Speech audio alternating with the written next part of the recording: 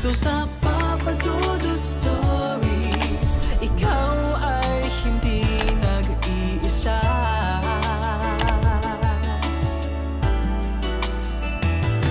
Dito sa Papa Dudut Stories, may nagmamahal sa'yo.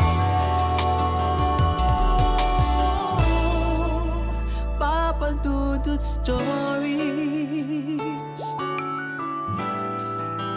Papa Dudut Papa Dudut. Sa lahat po ng mga nakatutok ngayon, huwag pong kalimutan mag-like, mag-share at mag-subscribe. Maraming salamat po sa inyong lahat.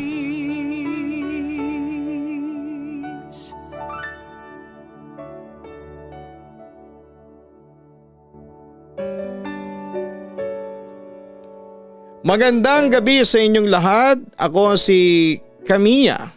28 years old na sa ngayon at nakatira dito sa Senga Street, Kalumpang, Marikina City. Tubong Nueva Ecija ako, Papa Dudut, pero 15 years na akong nakatira dito sa Kalumpang. Siya nga pala, silent listener mo ako sa radyo since 2016 at subscriber mo na ako since 2022. Gusto ko sanang i-share sa inyo ang naging karanasan ko noong magbakasyon ako ng 6 na buwan sa Nueva Ecija noong 2015. 13 years old ako noon, Papa Dudut. Ako yung tipo ng teenager na sobrang kulit at adventurous. Minsan ay parang bata ako kung kumilos. Laro doon, laro dito ang alam ko. Kaya madalas akong mapagalitan ng mga magulang ko. At palagi nila akong sinasabihan na bulbulin at nireregla na raw ako kaya huwag na akong kumilos na parang bata. Isang dapit hapon naglalaro pa kami ng sipa bola ng mga kalaro ko noon sa harapan ng bahay namin. Nang biglang napalakas ng sipa yung isang kalaro ko at tumilapon yung bola sa likod ng bahay namin kaya ako ang nag-volunteer na kunin yung bola sa likod since alam ko kung paano dumaan. At buwaba doon sa pader papunta sa likod ng bahay namin. By the way, ang itsura pala ng area nung likod bahay namin ay sobrang masukal, madaming damo at mga punong kahoy. Ayun na nga, nakababa na ako sa pader papunta sa likod bahay namin upang hanapin yung bola namin ng mga kalaro ko. Mahigit 10 minuto din siguro akong naghahanap at sinusuyod yung bola sa kakahuyan ng likod bahay namin hanggang sa nakita ko na yung bola at inihagis sa mga kalaro ko at umakyat na sa pader at bumalik na kami sa paglalaro. Pagkatapos naman naming maglaro ng mga kalaro ko ay nagsiuwian na kaming lahat sa kanya-kanya naming bahay. Mga paggabi na siguro ng oras na yon. Mga ilang oras lang after din naming maghapunan ng mga kapatid ko ay nakaramdam agad ako na parang lalagnatin ako. Agad namang chinek ng nanay ko ang aking temperatura at hinawakan nga niya ang leeg ko at napagtantong mainit ito. Ang sabi pa sa akin, ayan, nasobrahan ka na naman siguro sa paglalaro. Agad namang pinabili ng nanay ko ng gamot sa tindahan ng bunso kong kapatid at syempre noon ay hindi mawala-wala yung soft drinks at tinapay. Ika nga ay makakawala daw ng lagnat yon. Kinabukasan ng umaga agad kong naramdaman na nawala ang lagnat ko. Normal pa din na araw sa aming bata noon. Maglalaro na naman kami kung saan-saan after kong mag-umagahan. Pero kinahapunan pag uwi ko sa bahay dito nagsimula yung hindi namin inaasahan na nangyari. Bumalik na naman yung lagnat ko. Nagtaka na naman si nanay kasi baka nga nabinat ako sa laro kaya bumalik ang lagnat ko. Agad naman akong inihiga at pinainom ng gamot at nakaramdam ng pagkaantok. Papa Dudut, natatandaan ko yung mga oras na yon pagkatapos akong painumin ng gamot ni nanay. Mag-aalas 3 na ng hapon noon at nakatulog na nga ako. Sa gitna ng pagtulog ko dito, nagsimulang mangyari yung hindi may paliwanag ng nanay ko. At mga tao sa amin sa bahay, nagtataka silang lahat bakit daw ako biglang tumayo sa pagkakatulog at hindi daw nila ako makausap. Tahimik din daw ako pagkatapos ay bigla din daw akong tumakbo ng tumakbo papaikot sa bahay namin ng mga higit 10 beses daw yon. Dito na nga nagtaka ng sobra ang nanay ko at mga tao sa amin. Tinatanong nila ako kung ano ang ginagawa ko ngunit wala pa din daw akong sagot.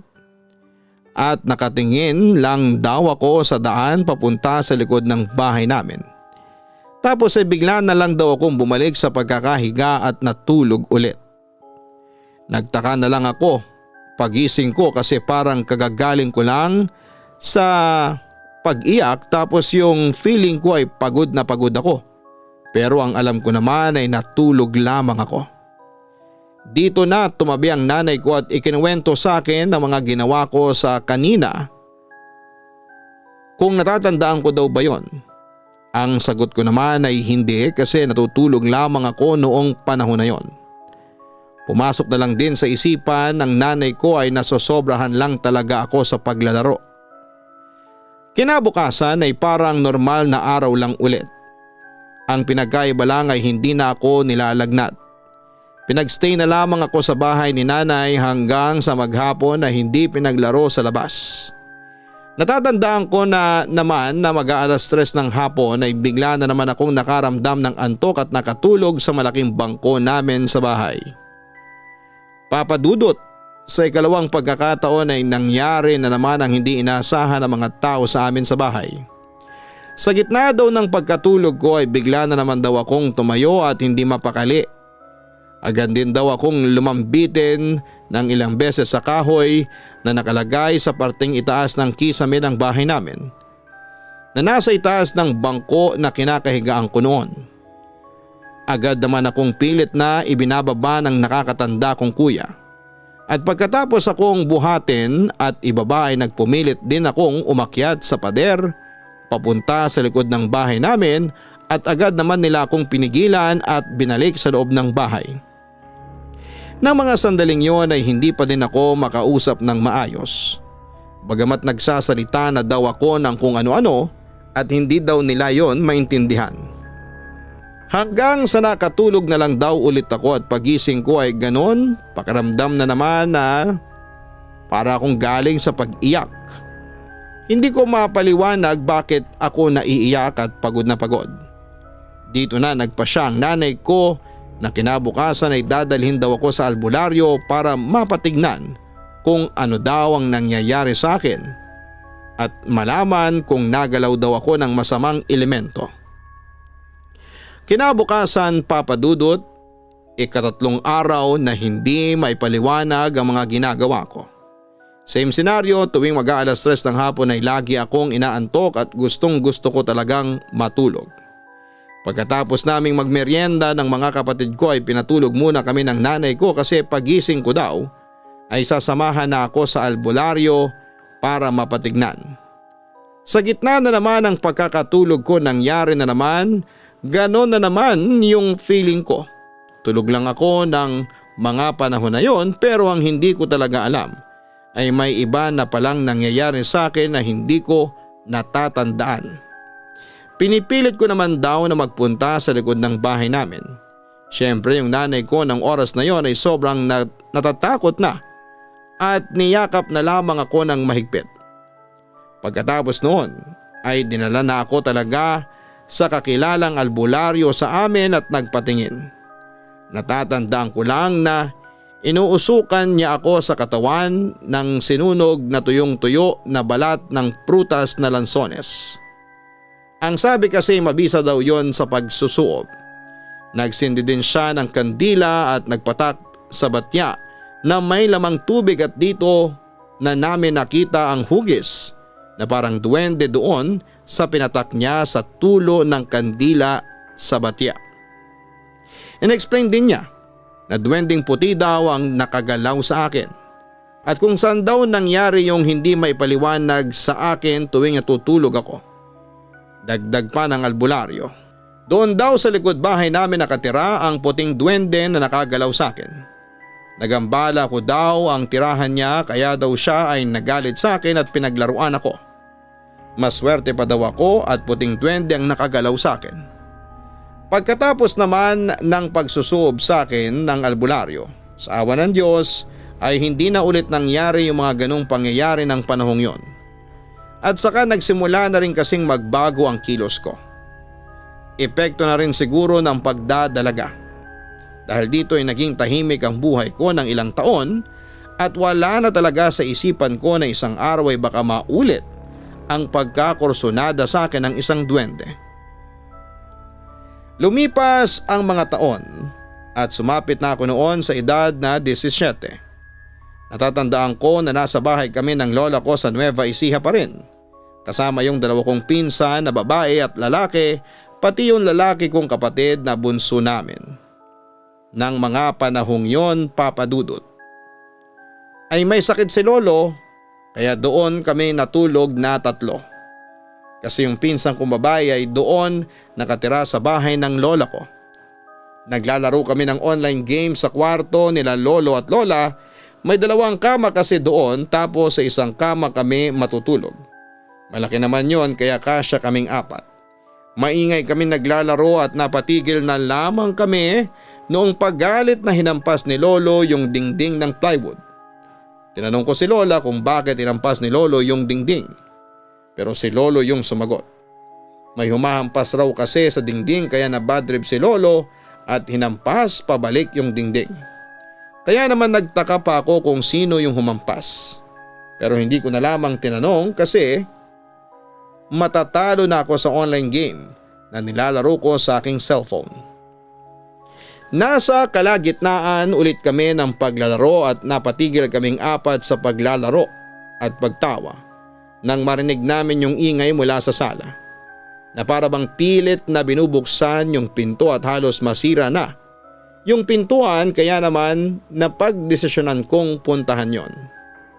Lumabas akong mag-isa sa kwarto namin at napatingin sa pinto at pilit pa ring tinutulak. Nakaramdam ako ng takot kasi kung tao yun ay dapat ay kanina pa yung nagsalita na pagbuksan siya ng pinto. Pero naglakas loob pa rin akong lumapit doon at dahan-dahang kinalas yung kadenang nakatali doon na nagsisilbing lock nila lola sa pinto nila. Hindi pa rin natigil yung pagtutulak ng pinto namin kaya napagdesisyonan ko na lamang na silipin yon para malaman kung sino nga ba yon. May medyo kalakihan yung butas ng pinto nila lola kaya doon ako sumilip. May ilaw naman sa labas kaya makikita ko kung sino yung tao sa labas.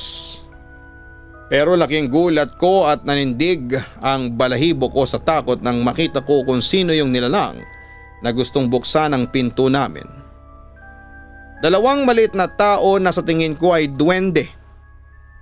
Ang isa ay nakadamit na kulay pula habang ang kasama niya ay kulay green naman. Masaya yung tingin nila sa akin dahil naman sa takot ay kumaripas ako ng takbo papasok sa loob ng kwarto nila lola dahil sa takot nga at halos gusto ko nang umiyak kasi first time kong makakita ng ganon.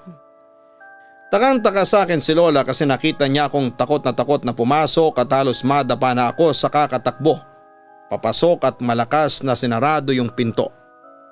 Siyempre nagtaka silang apat sa akin at nilapitan ako ni lola para tanungin kung bakit ako nagkakaganon.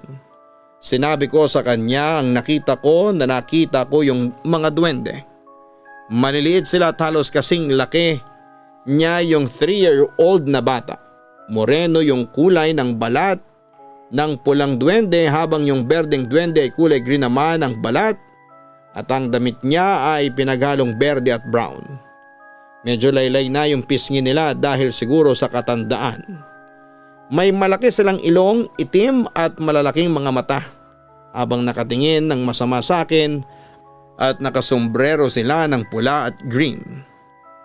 Umiyak yung pinsang kong babae dahil sa takot nang ikinuwento ko yon kay lola hanggang sa may narinig kaming mabibigat na takbo papunta sa likod ng bahay nila lola papalayo. Niyaya ko ang pinsang ko na labasan daw namin at tingnan. Kaya lumabas kami ng bahay pero wala doon yung mga duwende. Siguro nga ay siya na yung narinig namin kanina na tumatakbo papalayo. Ikinuwento naman sa akin ni Lola kinabukasan na marami daw talagang duwende sa bahay nila ni Lolo. Palagi daw silang nakakarinig ng may sumisipol tuwing alas 10 ng gabi. Minsan nga ay ginagaya naman sila ni Lolo.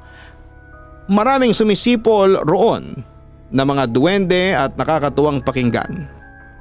Tinanong ko naman noon si Lola kung bakit iba-iba ang kulay ng mga duwende. Bakit may puti, pula o berde? Hanggang sa nag-decide na si Lola na ipaliwanag sa akin ang pagkakaiba ng mga ito. Na nalaman niya noon sa lolo niya na isang albularyo. Ang duwending puti daw ay tahimik, kapag siya ay nagpakita ay huwag kausapin dahil kapag nakuha niya ang iyong atensyon, ikaw ay paglalaruan nito. Ngunit ito ay mapaglaro lalo na sa mga bata. Kailangang mahinahon sa pakikipag-usap sa kanya. Ito daw ay may kaalaman sa panggagamot sa mga nabarang. Ang pulang duwende naman ayon sa kanya ang pinakamatapang. Sila ay nakakatakot at kapag nagpakita sa iyo ay maaaring may mangyaring masama sa iyo o ibang miyembro ng pamilya. Huwag makipagkasundo sa duwending pula sapagkat ito daw ay tuso. Maaaring kapag ikaw ay nakipagkasundo ay hindi tuparin ng duwending pula ang inyong usapan. Hanggat maaari ito ay dapat naiwasan. Ang berdeng duwende naman daw ay mapaglaro lalo na sa mga bata. Sinasabing ito ay swerte sa sugal. Ngunit huwag magtiwala dahil kung minsan ito daw ay pihikan. Ito ay mailap kapag tinawag upang kausapin. Kaya kailangang suyuin. Gumamit ng bata kung ito ay tatawagin o kakausapin. Ayon kay Lola ay marami mang uri ng mga duwende base sa kanilang kulay at ugali, ang sabi ng matatanda at naniniwala sa kanila. Ang mahalaga ay ang pagbibigay ng respeto sa kanila upang hindi maparusahan o paglaruan. Katulad natin ay kailangan din nila ng respeto mula sa atin. Samantala ayon din kay Lola ay makukulit daw talaga yung mga duwendeng naninirahan sa bahay nila. Mahilig silang mag-ingay sa pamamagitan ng pagkatok sa dingding. Minsan, nagtatakbuhan pa sila sa bubong, tila ba binabad trip si Lolo. Kaya dahil sa inis ni Lolo kaya gumawa siya ng silo, bali isang trap ito na gawa sa lubid. Sisiluin daw niya ang duwende dahil sa naiinis na siya at palagi siyang binabad trip. Mainitin kasi ang ulo ng lolo ko dahil na rin siguro sa katandaan. Kaya napagtripan siya ng mga duwende. Makalipas ang ilang linggo ay bumalik na ako sa bahay namin nang magaling na si Lolo. At ng mga panahong yon ay kailangan ko ng maganda dahil papasok na ako noon sa kolehiyo. Sa kabilang banda, dahil nga sa naging experience ko sa mga duwende ay nag-research ako noon tungkol dito. Doon ko nalaman na ang duwende ay nagpapakita sa mga iilang tao. Kapag ikaw ay kanilang nagustuhan, katulad ng duwende na naninirahan sa bahay, ayon sa mga nakakakita, sila ay nakikipaglaro. Dinadala ng duwende ang taong kanyang kinakaibigan sa lugar nila. Sa mga karaniwang kwento na nagpapasalin-sali na sa bawat henerasyon. Ang kanilang lugar ay isang paraiso na hindi inaakala ng tao na may ganito. Puno ng ginto ang kanilang kaharian. Sila ay mahilig magkolekta ng mga iba't ibang bagay at may kasabihan ng matatanda na kapag may nawala na bagay sa inyong bahay, ito ay kinuha ng duwende. Na kahit hanapin mo ay hindi makikita. At kapag napagpasyahan mong huminto sa paghahanap ay saka ito lalabas sa isang lugar na parang walang nangyari. May mga duwende din na nagkakagusto sa tao, karaniwan ay sa mga babae. Ito ay kanilang inaangkin ng hindi namamalayan. Duwende na laging bumibisita at minsan ay hindi pinapakain hanggang sa bumagsak ang katawan at unti-unting namamatay. May mga duwende ding sadyang mapaglaro, ito ay nakatira sa gubat na kung minsan na may napadaan ay sadya nila itong ililigaw sa gubat. Inililipad sa himpapawid at ibabalik kung kailan nila gustuhin. May mga duwende na sa punso naninirahan. Sa mga gubat kapag ikaw ay may nakita ayon sa kasabihan ng mga matatanda ay kailangan magpaalam kung dadaan o tabi-tabi po. Ay kailangang banggitin para hindi sila maistorbo at magalit kapag sila ay nasasaktan. Ito din ang kanyang ipaparamdam sa taong nanakit sa kanya. Katulad halimbawa, kung sila ay yung napilayan sa pa, ganun din ang mangyayari sa iyo. Kung sila ay tinamaan mo ng bato sa muka, ikaw din ay magkakaroon ng pasa sa iyong muka. Ibabalik nila at ipaparamdam sa iyo kung ano ang ginawa mo sa kanila.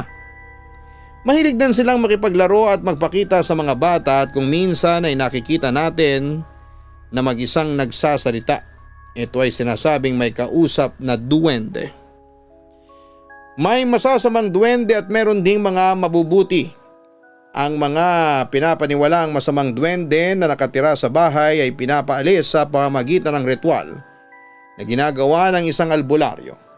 At ang mabuting duwende na nananahan sa bahay ay kanilang hinahayaan na lang. So yun nga Papa Dudut, akala ko noon ay hindi na ako makaka-experience ng kababalaghan sa buhay ko, pero ewan ko ba kung bakit parang pinaglaruan yata ako ng tadhana noon. Dahil muli ako nakaranas ng hiwaga sa aking buhay. Sa Marikina na ako nakatira noon dito sa Senga Street, Kalumpang. Pauwi na ako ng madaling araw galing gimmick. Gala kasi ako ng college days tapos inuman kaya madaling araw na akong nakakauwi. Nakaangkas ako sa motor ng kaibigan ko noon at kapitbahay kong si Benji at nasa madilim na daan na kami. Yung ilaw lang ng motor niya, yung tanging ilaw niya sa daan. Malayo pa kami ay may natanaw na akong parang maliit na naglalakad na nakatingin sa amin. Kulay itim yon na malaki ang tenga tapos ay kulay pula yung mata. Ang nakakagulat ay may hila-hila daw itong bahay na maliit din. Nakikita mo ba yon, Benji? Tanong ko sa kaibigan ko habang nagmamaneho siya ng motor. Hindi ako makapaniwala noon sa nakikita ko. Hindi ko matiyak kung epekto ba ito ng kalasingan o hindi. Oo, mga duwende yata yun. Sabi niya na natatawa. Hindi ko alam kung bakit siya natatawa, siguro ay dala na rin ng kalasingan. Malakas yung loob niya at that time. Kasi nakainom siya pero alam niya yung ginagawa niya. Ginawa ni Benj noong papalapit na siya sa pwesto ng duwende. Iniilagan niya pero yung duwende kung saan siya papunta ay doon din siya pupwesto kaya ang nangyayari ay nasagasaan niya yung ilan sa duwende. Nagulat kami ni Benji kaya buwaba kami at tinignan namin yung ilalim ng motor niya. Wala daw yung duwende pero wasak na yung bahay niya. Pagkatapos noon Papa Dudut ay sumakay na kami ulit sa motor, in-start niya yung motor niya pero ayaw ng paulit-ulit. Hanggang sa gumana na. Pero kahit na binilisan niya yung takbo ay parang sobrang bagal ng usad namin. Hanggang malapit na kami sa mga bahay-bahay namin. Bigla na lang bumilis ang takbo ng motor namin tapos ay parang umangat ito na parang may nawalang mabigat. Sabi ko sa kanya baka sumama na sa amin yung nasagasaan naming duwende. Tapos nung malapit na kami sa bahay nila ay bigla na lang siyang nanlambot as in hindi na siya halos makalakad. Tapos nung nasa pinto na siya ng bahay nila, sabi na lang niya ma buksan mo yung pinto. Manumanay daw yung boses niya that time pero takot na takot siya. Lalo na at madilim daw sa harapan nila. Kinuwento niya sa parents niya yung nangyari. Saka sinabi ng parents niya na ayan, ilang beses ko na nga sinabi at pinapaalalahanan kayo. Hindi pa kayo maniwala. Habang ako naman noon ay nanlambot din ang buong katawan ko. Tapos ay biglang lumamig ang paligid ko kahit na summertime noon. Bigla akong gininaw. Nang makita naman ako ng mama ko ay napasigaw siya sa pagkakagulat dahil puro butlig ang mukha ko at buong katawan. Dahil dito ay ikinuwento ko kay mama ang nangyari sa amin ni Benji. Kinabukasan nilagnat kaming pareho. Lamig na lamig kaming pareho kahit na sobrang init, tapos nakadalawang kumot na kami noon. Ginawa ng mga magulang ko at magulang ni Benji, dinala kaming pareho sa albularyo.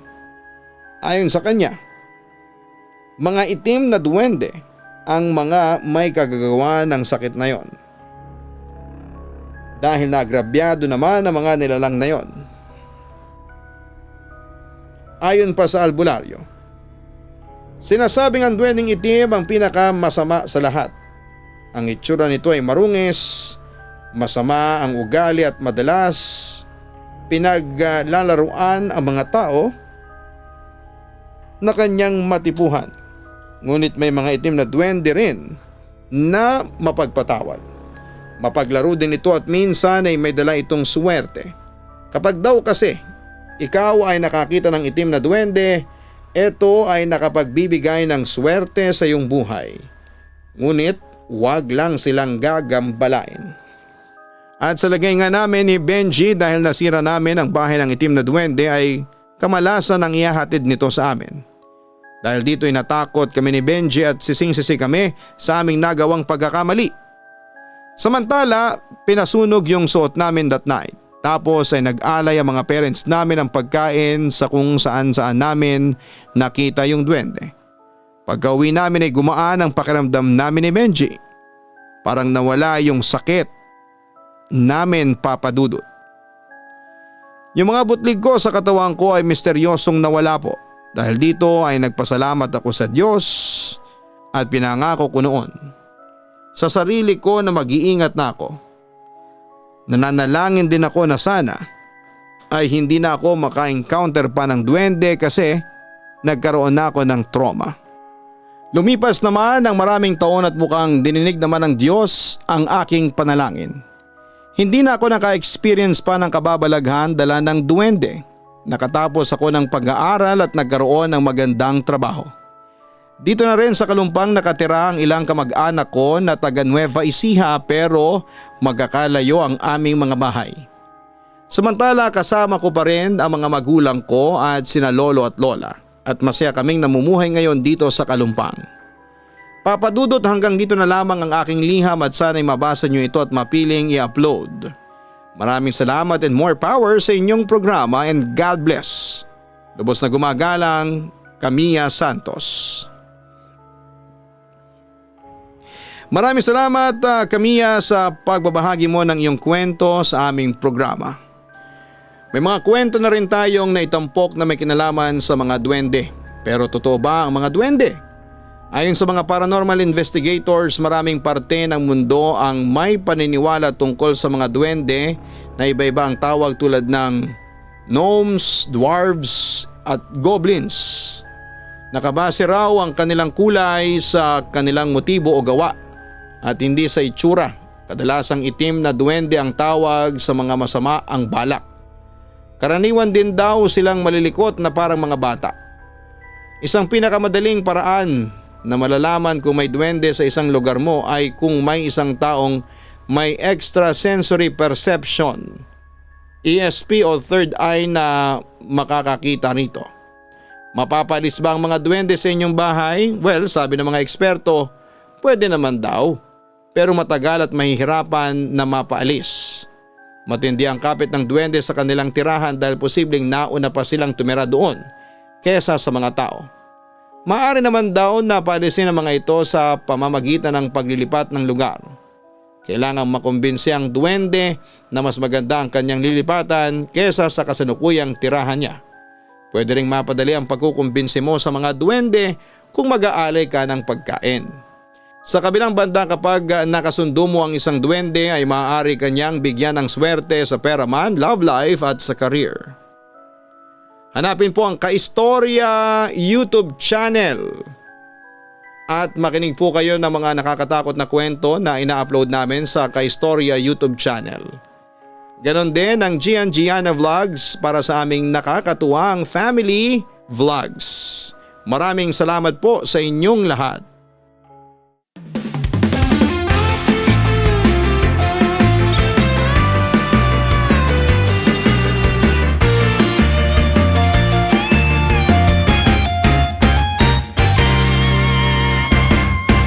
Hanap mo ba'y manok na masarap?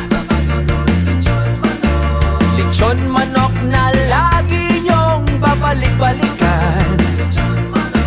Let's go na magpatumpik-tumpik pa. Siguradong enjoy lahat sa pagkainan. Papa Dudut, lechon manok, iba ang lasa, iba ang sarap.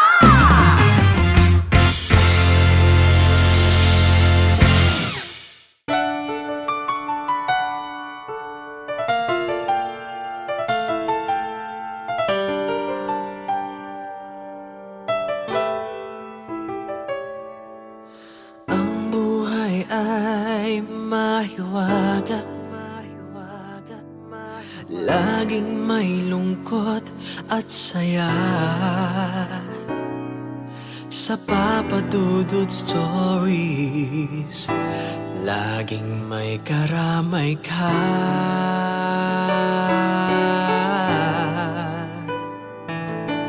Mga problemang kay bigat, dito ay pakikinggan ka. Sa Papa Dudut Stories, kami ay iyong kasama. Dito sa Papa Dudut Stories, ikaw ay hindi nag-iisa.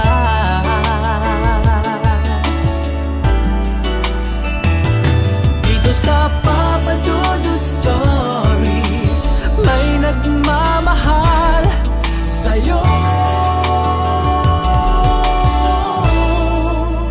Papa Dudut Stories, Papa Dudut Stories, Papa Dudut Stories.